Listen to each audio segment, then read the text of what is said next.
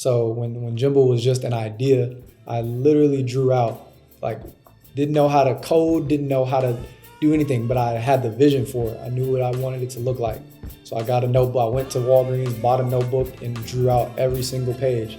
And then, business plan, like writing this stuff down on paper. Because once it's on paper, it feels that much more real. It's no longer an idea.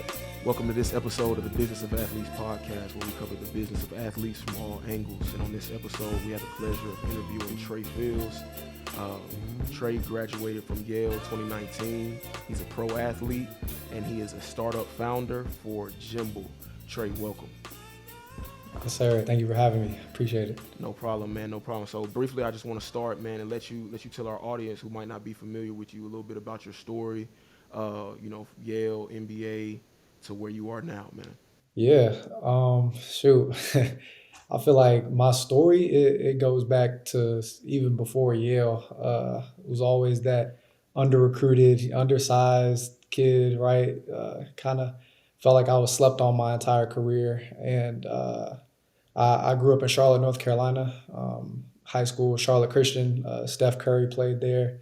Anthony Gill, he's in the NBA. Akil Mitchell, just a bunch of great talent to come through there. And I had the privilege of just looking up to these guys. And my father also played in the league for the Charlotte Hornets. So I was just surrounded by just great talent on the court and always was just striving to get to that next level. So, yeah, I was a late bloomer.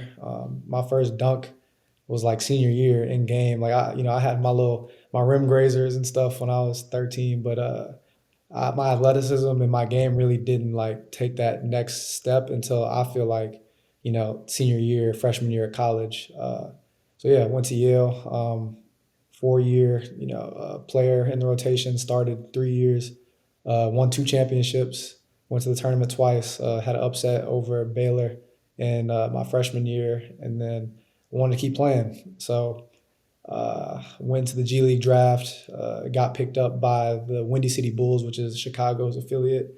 And that's kind of how Jimbo got into the mix because I was waived from Chicago after some trades. And I was back home and I was just really struggling to find and book with these athletic spaces. So my Yale background was just kind of like, how can I, how for one, it was how can I make money, right? Like I'm like, this couch life at home, this ain't it. I'm college grad. I need to do something for myself if I'm not going to be hooping. So that's really where the idea came about, and I guess the rest is history. And I'm sure we can talk about a bunch of other stuff. So Absolutely, man. So what'd you study at Yale? I was a sociology major. Sociology. Okay, okay. So your time Yeah. at Yale led you to the NBA G League, and then I know from your TikTok, which you're very big on TikTok, and we're gonna get into that later. You create a lot of really dope content. You ended up playing overseas in Europe. Can you describe that experience for a little bit? And I want to get into something that you mentioned on your TikTok, but I just kind of want you to describe that experience of playing overseas. For sure, yeah. So I played in Denmark this past season, and I felt like this year was very pivotal for me on the court for sure. It was a season where I was going to bet on myself. A lot of guys that go to that league in Denmark end up in great situations that next year. And due to like COVID and just my journey, I really just needed to get as many stats, as much film as possible to like prove to the world that I can compete at that level consistently, right? Like I've had my spurts of doing well. This season was kind of to bet on me, and that's what I did, and I had a great time. Yeah, so I got hurt. I tore my Achilles in November, so it was a crazy year, man. I bet on myself, and I grew up in a lot of ways that I wasn't expecting.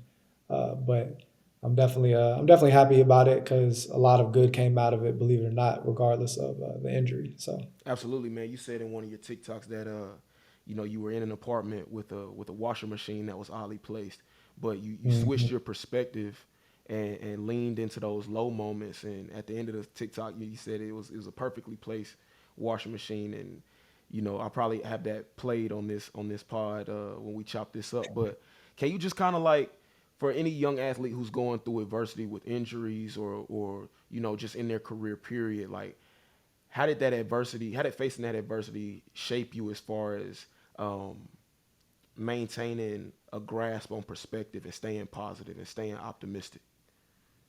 Yeah, man. I mean, honestly, I feel like that's always been the type of person that I've been is glass half full, always looking for the silver lining in things. Just growing up without a father, there's, a bunch of times that I could have said, oh, well, if he was around, then blah, blah, blah, and kind of look to the what ifs. And I just found it wasn't really, it's not productive. It wasn't useful. So I always just decided to be that person to, look to the bright side. So I think that that translates to the game obviously because and as a pro you're going to be in situations where you can't control your future. You can't control how much you play, how much Yeah. you score sometimes, rotations, whatever it may be. And the guys that sit around and mope around and why me and all that, it doesn't really work out for them. And I think that is really what a pro is like is how you carry yourself. A lot of guys, a lot of kids think is talent level and skill. And while that is a big part of it, a lot of it is just how you carry yourself and how you respond to locker room situations, on and off the court situations, and just doing the right thing and continuing to show up to be your best. So I've learned that from just being around a lot of top athletes and just great figures in my life that have kind of stressed that. So Yeah, and those are things that you can read about, and a cat can listen to you talk about, and you can plant that seed. But he's really not gonna understand that until he has to go through some adversity himself or herself, and really feel those lows. So let's kind of pivot. You know what I'm saying, to the business and to Jimble. That perseverance, that level of not being a victim, and taking accountability for everything. Like, what are some things that you have experienced with building your business, Jimble, that that make you lean on those experiences as far as digging deep and staying positive in the business? yeah, absolutely. I'll say the main thing, man, is just surrounding yourself with a great team. Like I don't do this on my own, right? Like one of our main things we call ourselves is the Jimble team for a reason. And so I guess just to scale back to when I thought of the idea, I called up one of my good friends, Akeem Mitchell, who was also overseas. So he's a co-founder as well, and we just had an idea to bounce back and forth on and grow over time. And then we realized we needed to bring in someone who knew a little bit about the technical side, right? Like you Yeah. can't build an app without knowing nothing about tech. Right. So we brought in Devin Oakley, who was a friend of Akeem's, and he was an instant value add from day one and just a great counterpart with how he thinks. He came from, the private equity space, the consulting space. So he just knows a lot about what it takes to run a business. So I think that is just first and foremost. If you want to do anything great, like you start with the team and you assemble people who can complement each other with their skills and cover up for each other's weaknesses, just like sports. So I think that is a huge product of why we are where we are today. And another piece is just continuing to just take forward steps. And I think one thing for us, people have an idea, and a lot of things that keeps them from pursuing that idea is not knowing how to do X, Y, or Z. Right? Like you're gonna hop on a call, and then someone's gonna bring up something, and it's kind of embarrassing and it's intimidating to not know exactly what you're talking about from a business perspective. If you come from an athlete background and you were never in those situations, it's kind of like you have to put yourself out there. So that is something our team did just really well from day one. We'd hear a term or some be on a call or know about a topic that we need to research, and then we back to the drawing board, and then we're better prepared for that next call to parlay what we just learned and take it and stack on top of that. So we did that for like a long time. What felt like a year and a half, 2 years to get to the point where we could release a beta test, and through all of that, just pushing through adversity. And it's crazy how, I love the intersection of sports and business. I feel like, people that play sports at any level have the best, they're most equipped for this business space just because they know all of these elements and they've done it as kids and high school students, college, pro, whatever. It just looks a little bit different. Yeah. So And, and, I and think that's that's important. and that's why I kind of wanted to start this platform was that like a lot of college athletes, they get to that transition point in their career where they're no longer playing ball, and there's a lot of fear, there's a lot of hesitation in stepping out and doing something, whether that be corporate, whether that be being an entrepreneur. So just you here, being here, sharing that piece of knowledge is very important. So let's double back real quick. We mentioned Jimble, talked about it really briefly. What is Jimble? If you can you explain that for our listener who's not familiar with Jimble?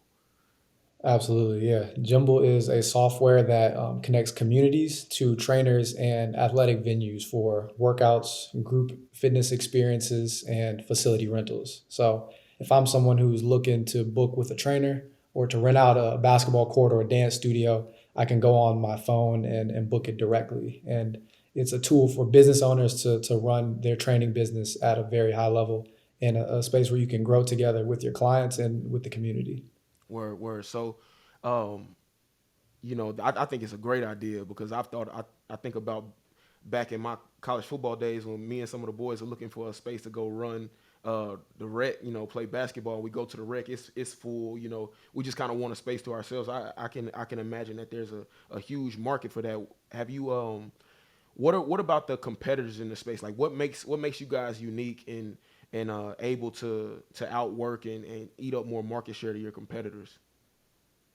Absolutely. And one thing we've been able to do is we've been able to win over some training businesses with some of our competition. Just to throw some names out there, like Booksy and Figaro, and Mind Body. Their scheduling apps. But what we found is those platforms are not catered to this space, and unless you are in the space of the boutique trainers, let's say you own a kickboxing studio or you're a 7-on-7 trainer and your athletic speed and training, that type of space. So we've built a product that is a better fit for people in this youth sports and fitness training space, because the other apps, you can go on there and you're booking between getting tattoo appointments and Yeah. salons, and it's just it's a cool scheduling tool, but we feel like they overlooked a lot of the world of sports and athletics. So we're building a product for us, by us. That's kind of how we view it. Absolutely, man. As somebody who's used Booksy to get my hair cut a bunch of times, Yeah. I definitely can vibe with that. So, what's been beside from building a team to help you, prepare and learn everything about the industry? What's been the most important step in bringing this idea to life? Like for any young athlete who's watching this who has an idea for an app or anything like this, what's the most important step that you can think of in bringing an idea from infancy to execution? Man, write it down. Literally, like, put it put it on paper. It just keeps you a different level of accountable to yourself and to other people.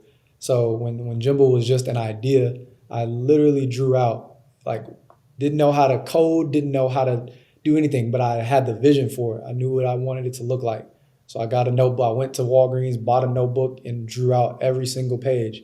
And then business plan, like writing this stuff down on paper, because once it's on paper, it feels that much more real. It's no Yeah. longer an idea, and then you can act on it. So I'd say just setting goals as well.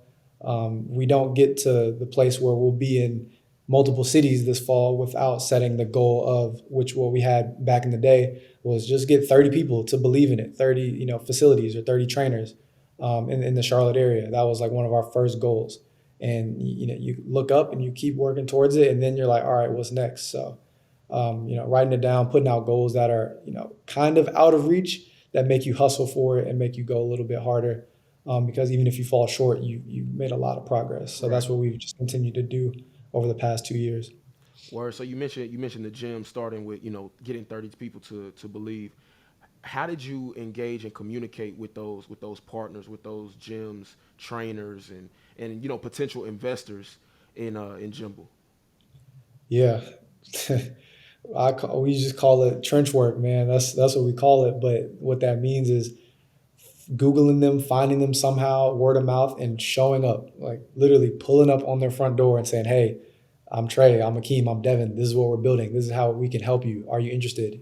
If we can build this product, would you be interested in testing it out?" Just putting yourself out there. The product didn't even exist, but we took those drawings and then we found a way to mock them up digitally, so it was a little bit more real, right? And then we can show that off. to the potential clients that we were trying to go and get. So just face to face, shaking hands, kissing babies, as Devin says. Yeah, Politicking. so just yeah, absolutely. Just get out there, right? Like just get out of your head, which is something I feel like if you play sports or you're an athlete, you're a little bit more better suited to do because it's a contact sport or face to face. That competition is like it's just a different beast. You're not stuck in your head as much. So I think I took a little page from like my athlete experience and just said, all right, let's go out and get it. We got 30 games to win. Let's go do it. Word, word. Nah, I appreciate that, man. And on the investing side of it, do you have you guys partnered with any investors? Are you guys raising money on any platforms or doing any seed rounds or anything like that? Yeah, so we are in a pre-seed round. I'm not going to throw crazy numbers out there, but we do have a few angel investors who have believed in us. Friends and family believed in us early, so we did a friends and family round first, and then we're trying to close out this pre-seed round to really market this product. We've already raised enough to build it and have it functional and to be making money off of it, but that next step will be uh, funding for growth and marketing. So. Word, word. Okay, so marketing, that's big. That's a perfect segue into this next thing I want to talk to you about. So you're absolutely gigantic on TikTok, man. Hundreds of thousands of followers, um, in just like a really huge community. And so, with this new space of NIL, being live in college sports, every athlete is looking to build a community, build a brand, man. How would you say that you looked at it when you were building your brand on TikTok? Like what were the things that you focused on, and how did you build that brand? How did you build that community?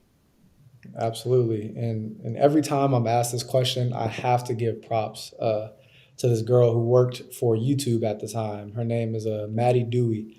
And I guess before I speak on her, I'll get into how I even got on TikTok. Okay. So I had hustled and scraped my way through my first pro year. I was a practice player with the Greensboro Swarm, which is the Hornets affiliate.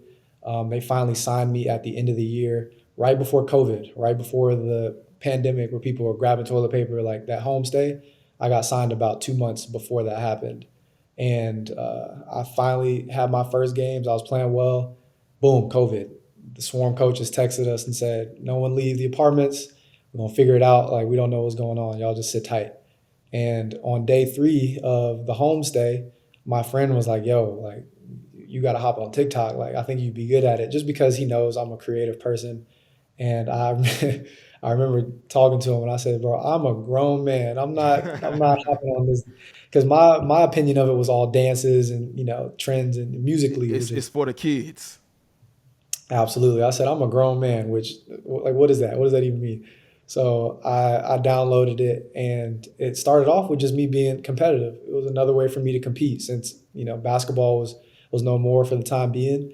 I got on there and I saw a bunch of people who I thought were just mediocre, right? Like that's the competitor in me. I'm like, how is this getting a million views and they didn't do this and that and I feel like I would have did it this way and I could have got 10 million views, etc. So really, I brought in my competitiveness, my creativity, and also my background just as a Yale student and trying to learn systems, right? So I looked at what factors go into making a viral TikTok, like literally from the tech side of it. Like, is it average watch time? Is it shares, likes, comments? And we're going to produce content that optimizes all three of those or four of those factors to get a view to get a high view video. So yeah, it was just a simple bet between me and my friends. Yo, I'm gonna get a million first. And the catch is, right, once you get that million view video, you're hooked. You're no longer like I always said, I'm done after I hit on M. Like I'm done. Get Yeah. one video, I'm off it. Right. And little did I know, it just kind of sparked a lot of growth because people were downloading the app, a lot of quote unquote grown folks were downloading the app, but nobody was producing content consistently. And when I say nobody, I just mean like compared to what it is now. So I had to put myself out there, right? Like every single day, I'm putting content out for people to consume. So if I have a couple big videos, people are seeing that, and they're following me, kind of like Vine back in the day when people just blew up off of Vine because they were the ones that continued doing it early. So that kind of happened to me, and I joke around, and every time people say stories about, their come up, they always skip over, like, you interview, the founder of, Walmart, and they say, oh, like, yeah, I went from a kid to founder of Walmart. And they skip over that story, but for like for me, it was literally overnight. Like, I downloaded the app, had a couple big videos, and before I knew it, I had 100,000 followers. Like, Is that can't skip is that over any of normal? Is that normal for TikTok? that.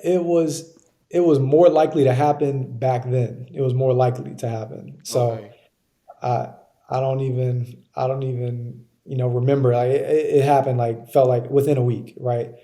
So I got to 100K, and this is where Maddie comes in. I was like, all right, this seems like a big number. I need to be able to, like, monetize this. I was familiar with Vine, the successors on Vine, and I was like, okay, I probably could do something similar to what those guys did as far as making money. And I just followed this girl named Maddie Dewey. She posted tips and tricks about content creation because she worked at YouTube, and her experience. It might have been Google, actually. Um, but yeah, so I hit her up and said, "Hey, how can I grow? How can I make myself monetizable?" Because I realized the pandemic wasn't going to last forever, and I wasn't about to be in my backyard doing trick shots forever. Like, I was like, Right. how can I mix in my life to making money? And she literally gave me the whole NIL, like, every tip and trick and talk around the NIL. She gave me that 2 years in advance. Like, this is what it means to be a brand, an athlete. Here, if you have core pillars and content, build content around that, people follow you in a niche. And then brands who are looking to market to your audience, that's how you identify brands that align with you, and it makes it easier for you to monetize. So all the free game that is handed out now, I'll say it and I'll say it again. Maddie Dewey was the first person. So she's actually a startup founder herself now. She's transitioned.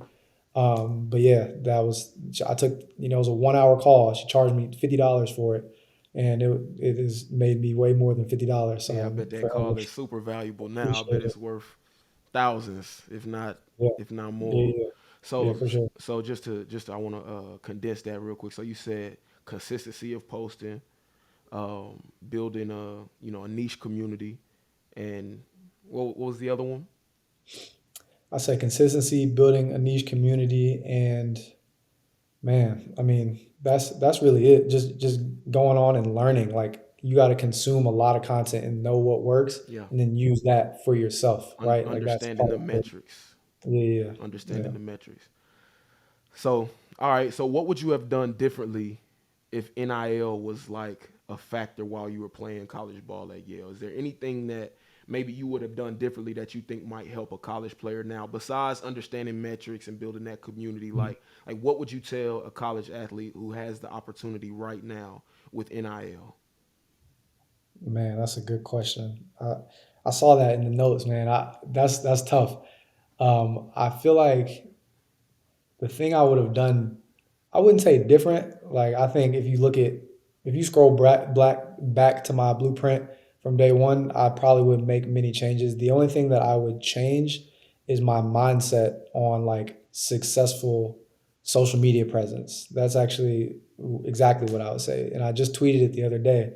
Like, me going viral, like, a lot, like, back then, has really messed up my perception of what good posts are, and, like, what value am I creating with my digital presence.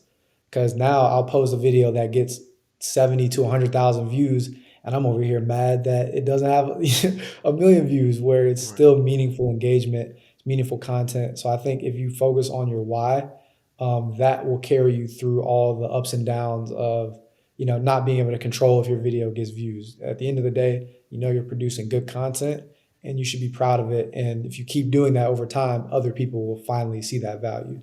Word. I mean, it's really like anything in investing. I kind of got into investing this last 2 years of my NFL career, and it's like it's a long game.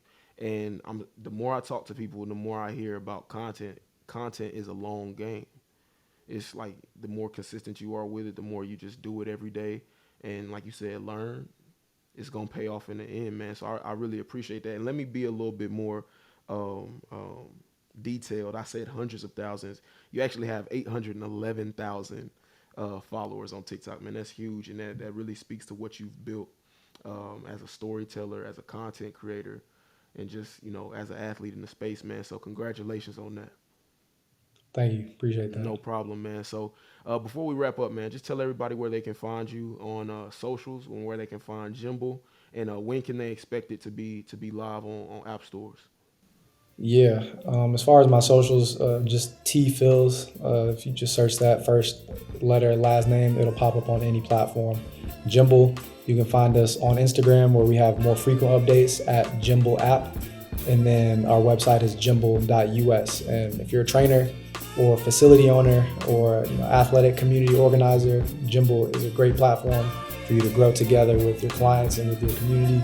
Tap in with us because we're going to be everywhere in the next couple of years. So yeah, stay tuned. Yes, sir. And Yes, sir. we'll be live next month, August 13th. Is the August date. 13th. August 13th. Man, I appreciate that, man. All of my guys who are watching this, and all of my trainers that I have, y'all tap in with Jimbo, man. Y'all are definitely going to be able to grow with this guy. If you don't believe in Jimbo, believe in Trey, man, because he definitely got it. I appreciate you for your time, man. I definitely appreciate it. I know your time is valuable, so thank you for sharing a little bit of time and giving some game to the people who are going to watch this show, man. So thank you. Thank you. I love what you're doing, man. I'm excited to see it grow. Appreciate you, man. Thanks.